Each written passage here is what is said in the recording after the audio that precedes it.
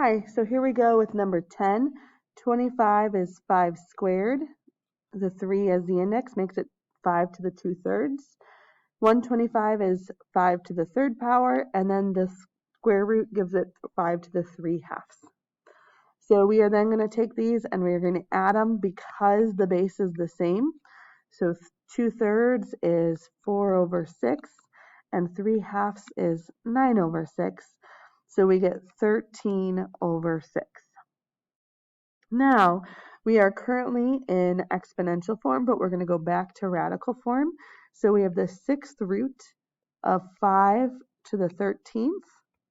And what that does for us is now we realize that we actually have stuff we can simplify because we have 13 5s and we need groups of 6.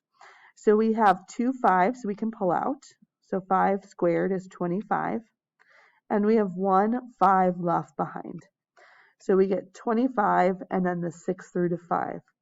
And if you type in our answer on your calculator and you type in the original problem on your calculator, you should end up with the same decimal there. So let's go ahead and take a look at a couple more here. These are ones that look like they can't really be simplified, but when we write them in other forms, they can. So I'm going to take this as two separate terms here. We have 4 to the 1/6 and x to the 4/6. Both of these have the index of 6 as your denominator. Now 4 can be written as 2 squared. When we write it as this in exponential form, these fractions here reduce. So we get 2 to the 1/3 and x to the 2/3. Now, when we look at it like this, we're stuck in exponential form, so we're going to go back to radical form. We have the cubed root of 2x squared.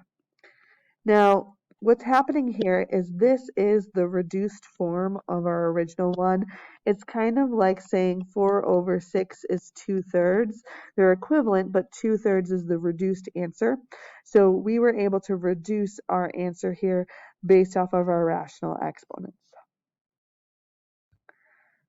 So number 12 here, we have the square root, which is the 1/2 exponent, and we have the cubed root, which is the 1/3 exponent, and we have a 64, which is equivalent to 4 cubed or 2 to the 6th. Now what we're going to do is we're going to kind of simplify things starting inside out. So we're going to do 2 and then to the 6/3, which becomes 2 squared. Now we're going to take and do 2 times 1/2, our next layer out, to get 2 to the 1st power. And once again, if you type in your original problem on your calculator, you should get 2 as your final answer. So lastly, number 13 here, we are going to go ahead and we're going to simplify this.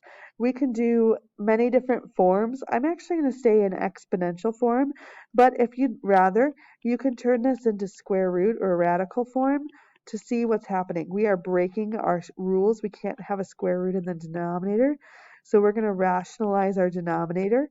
But like I said, I'm going to try to do this in exponential form so you see that you can rationalize in exponential form. So we're going to leave this as x to the 1/2 is the square root of x. And because it says -1, we're going to multiply by +1. That's going to be our conjugate. So we're going to multiply both the numerator and the denominator by x to the 1/2 plus 1, which is the same thing in radical form. So if you'd prefer to do that, you can do that. We're going to distribute here. We're going to do 1/2 plus 1/2 with our exponent rules to get x to the 1st power. We're going to have 2x to the 1/2 and then a plus 1. In our denominator, we're going to get x minus and plus x to the 1/2, so those cancel out, and then a -1. This is not going to reduce or cancel out any further from there. If you did that with radicals, you should get that answer, but you do need to turn it back into exponential form because that's the one the problem started in. So there's lots of different skills here. Again, I would go back to this rule of thumb where you want to start, where is that cycle up here?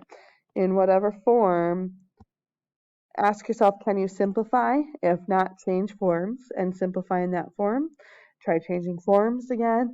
And basically, when you can't do anything else, go back to the form the problem started in, and then you're done. We'll be working on this the next couple of days too, so there'll be lots of time to practice all the different situations and ask a lot of questions. So thank you very much for listening. I hope you're having a great day.